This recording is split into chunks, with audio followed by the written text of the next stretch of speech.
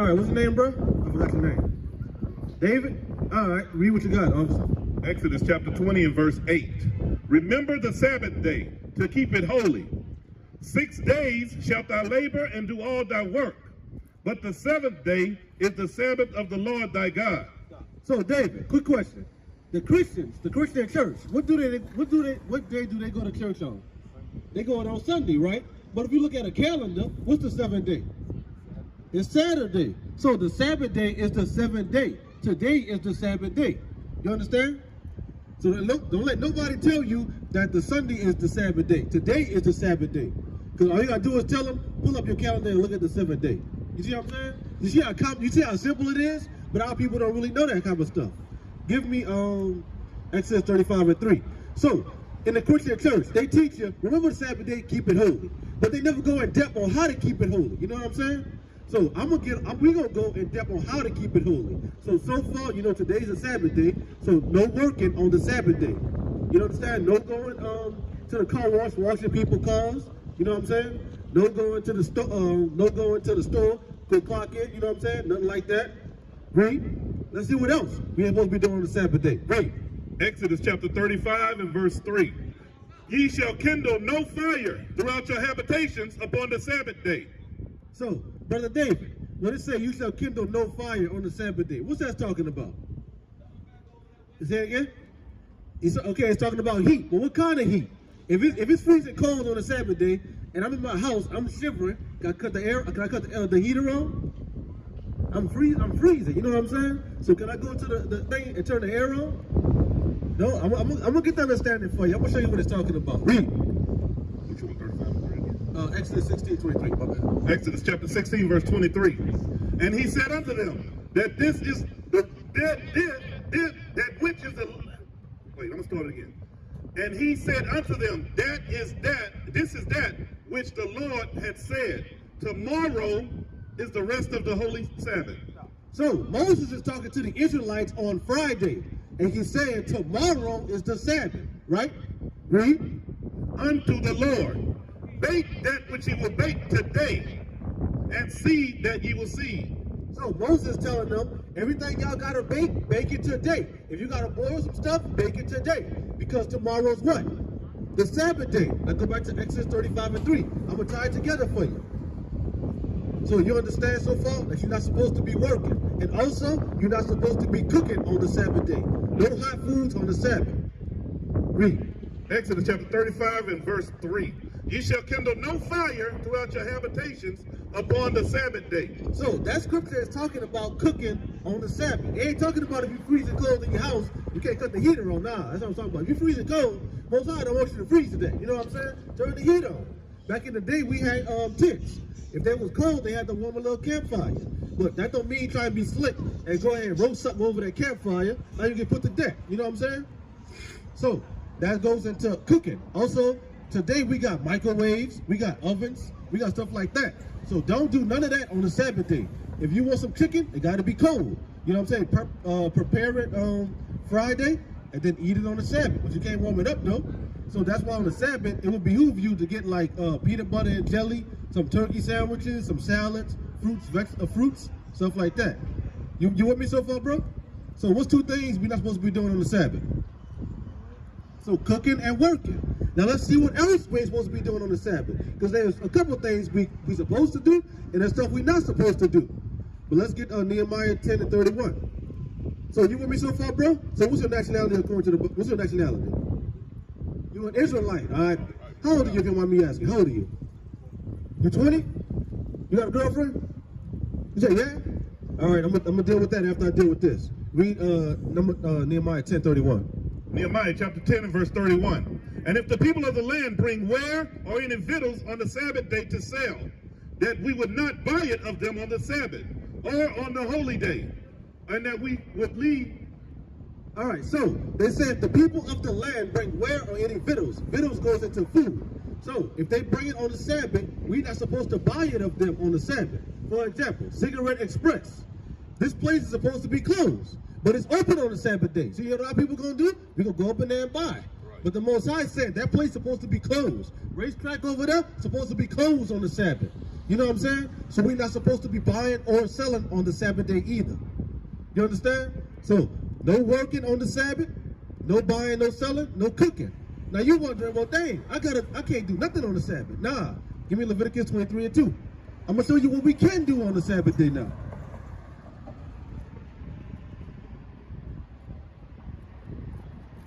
Leviticus chapter 23 and verse 2. Speak unto the children of Israel and say unto them concerning the feast of the Lord. So speak unto David and show him the feast of the Lord. The Sabbath day classifies as the feast of the Lord. Read.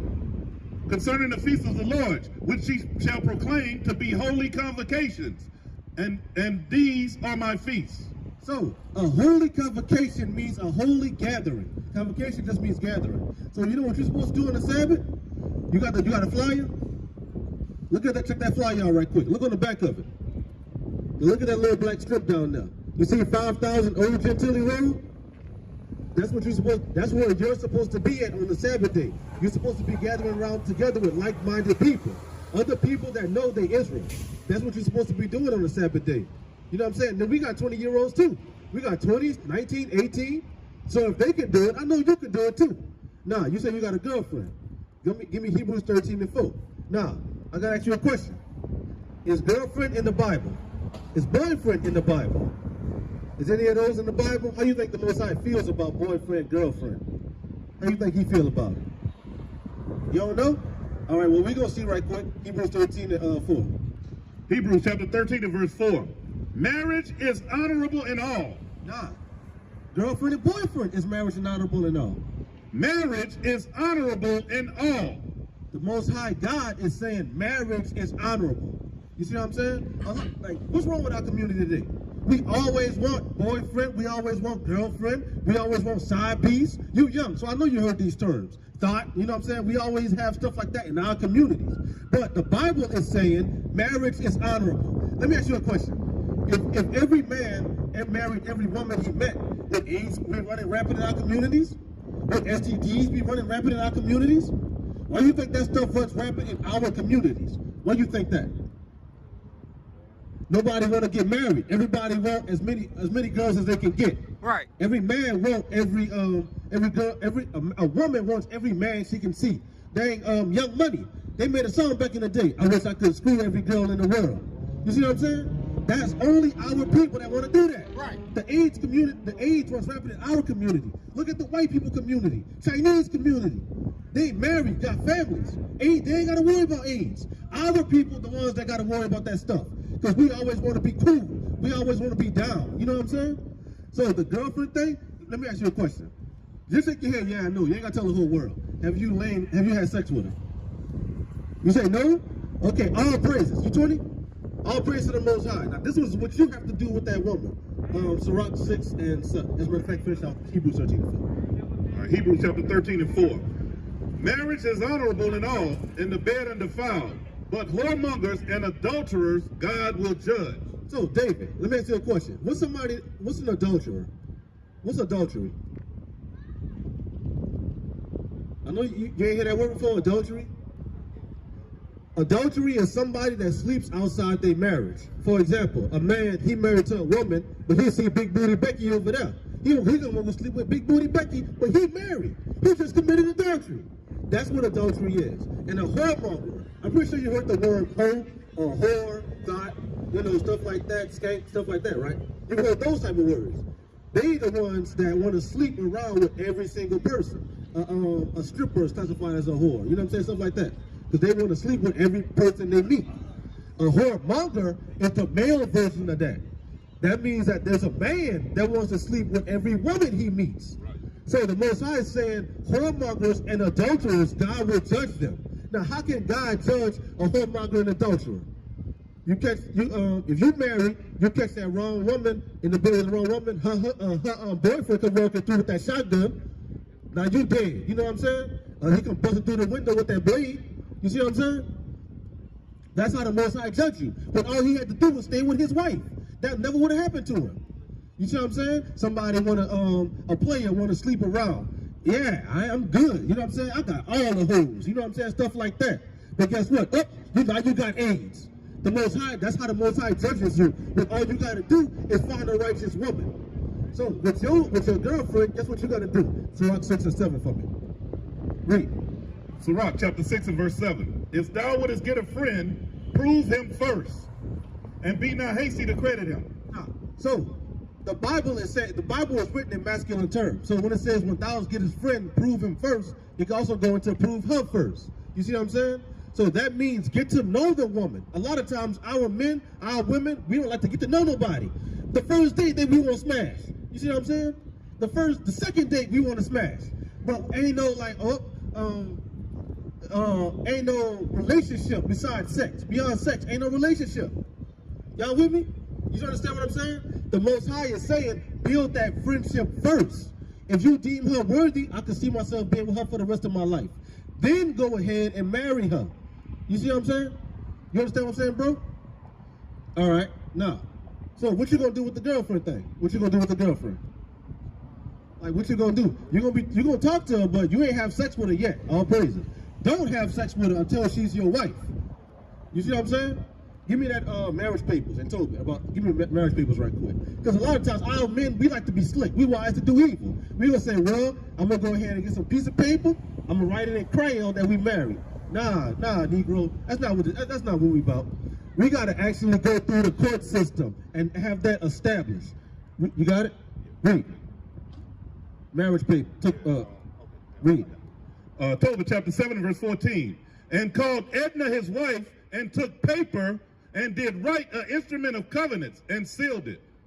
So that's what we have to do. Not no write in crayon talk about that's your wife. Nah, you got to go to the court. Y'all got to have the judge or the person sign off on it. That's legally your husband. That's legally your wife. You understand what I'm saying, bro? So with your girlfriend, you got to take your time with her. Understand who she is as a person. Get to know her without sex. No kissing, no hugging, no hand job, no blow job. I know how people think. Well, I ain't have sex with her. I just put it in her mouth. No, Negro, don't do that either. You understand what I'm saying? You understand though, huh? All right, all praises. So, what you gonna do with her? You gonna take your time. You gonna see if she the one. Then you gonna marry her, right? All praises. All praise to the Most High, bro. Now let me ask you another question. You eat crabs, crawfish, lobster? You know we down in New Orleans. That's a delicacy down here. So you eat that? Let's see what the Most High say about eating the crabs, the crawfish, and the lobster. Because we know that we in New Orleans. That's all over the place. Crabs, crawfish, lobster, oysters, catfish. Now let's see what the Most High say about it. Read. Turn to verse 7. Leviticus chapter 11 and verse 7. And the swine, though he divide the hoof and be cloven-footed, yet he cheweth not the cud. Stop. So I'm gonna deal with the pork first. The pork is a swine, right? And it's saying even though he divide the hoof, he don't chew the cud. I'm pretty sure y'all ever seen cows, they always chewing on something. You know what I'm saying? That's because they chew it, swallow it, spit it back up, chew it again. They digesting their food properly. But a pig will eat anything. You throw a dead body in front of the pig, it'll eat it. You throw garbage, you throw a half-eaten can at the pig, it'll eat it. And guess what? When they cut that pig, when they make it into pork chops, when they make it into bacon, whatever that pig ate it's going to be inside you now. The pig is an unclean animal. You see what I'm saying? And then it don't sweat on top of that. The pig don't sweat at all. So all that stuff, if it's running around, all that stuff is still inside the pig. And when they cut the head off, they make it ham hocks, pork chop, pig's feet. You eating all that uncleanness. The Most High designed everything for a specific purpose. The pig was designed to clean stuff up, not be eaten. You see what I'm saying? Keep reading. He is unclean to you. The Most High God is saying that thing is unclean. Don't eat the pig. Don't eat the warthog. Right. Don't eat nothing like that. The pork chops, the bacon, the ham hocks, the pig's feet, pig's lip. Don't touch none of that stuff because it's all unclean. Read. Of their flesh shall ye not eat, and their carcass ye shall not touch. They are unclean to you. So now, guess what you got to do? Black people love chicken, right? So you can eat the chicken. The chicken good for you. The beef, the cow, that's good for you. Goat, that's good for you. You see what I'm saying? Lamb, that's good for you. Don't eat the pig. Don't leave that pig alone. Let that pig's feet alone. You hear me, David? All right. So what you not supposed to eat? All right, so that's the one thing you can't eat. What can you eat? I can't hear you. All right, chicken, cow. All right. What about pork chop? I want some pork chop. All right, all praises. Keep reading. Verse 9. These shall ye eat that are in the waters. So now we about to get into the stuff that's in the water, right? Read. Whatsoever hath fins and scales, in the waters and in the seas and in the rivers, them shall ye eat. So, David, what did you say? So, say it one more time. Okay, all right, so you understand. So if it has fins and scales, you can eat it. Name me at least 2 things that got fins and scales. Okay, fish. What kind of fish? No, not catfish, not catfish. Nah, think about it. Fins and scales will go into bass. We'll go into salmon. We'll go into trout. If you rub your hand across it, and you can feel like them little scaly things, that's scales. Now, if you take your hand and rub it across a catfish, what you gonna feel? It's gonna feel slimy. It's gonna feel like this. You know what I'm saying? It ain't gonna have no scales on it. So a catfish is unclean. A catfish is classified as a bottom feeder. I know you heard that before, right? Think about it. That's why whenever we go fishing, we always go down, because that's where the catfish be at. They down there cleaning the pee, and the droppings from all the other fish. The clean fish be in this area. The catfish down here. Why are they down at the bottom? When those fish poo and pee, it goes right into the catfish mouth. And guess what? When you filleting that catfish, what you think you eat? Poo and pee. So the Most High said, don't eat the catfish. Now, keep reading. Verse 10. And all that have not fins and scales in the seas and in the rivers, and of all that move in the waters, and of any living thing which is in the waters, that shall be an abomination unto you. They shall be an abomination unto you. So, if it doesn't have fins and scales, don't eat it. Don't mess with it. Think about it. A catfish, it got fins, but no scales. What about a crawfish? Why not? It don't got neither one. What about a crab? So you're telling me I can't eat crabs or crawfish? All praises, bro. All praises. You learned it. So, what have you learned so far? I'm gonna walk with you. Who are you according to the Bible? You are Israelite. What color is Christ? He black. How you know? Okay, so all right, so we ain't touch on that. Give me Revelations 1:14. I'm gonna touch on that right quick, because a lot of times we see this image, right? Everywhere we go, TVs, movies, everywhere, in the churches, we see this image, right? But this image is new to you, right? So we're gonna see which one is biblically correct. Read. Revelation chapter 1 and verse 14. His head and his hairs were white like wool. So, the first thing is that Christ has white woolly hair. Do this. Do this right quick. You feel that? That's wool that you got. But guess what? That's what the other nations call it. They call it kinky. They call it nasty, nappy. But God says that's woolly.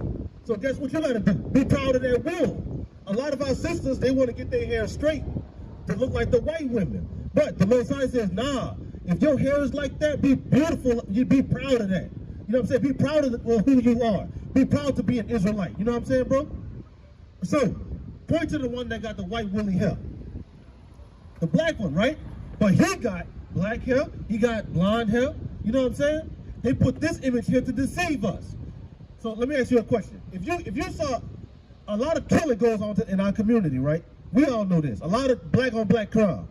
If we saw Christ in one another, would we be doing all that killing? Nah, bro, I can't shoot you down like that, bro. Nah, I can't do that. You know what I'm saying? You're my brother.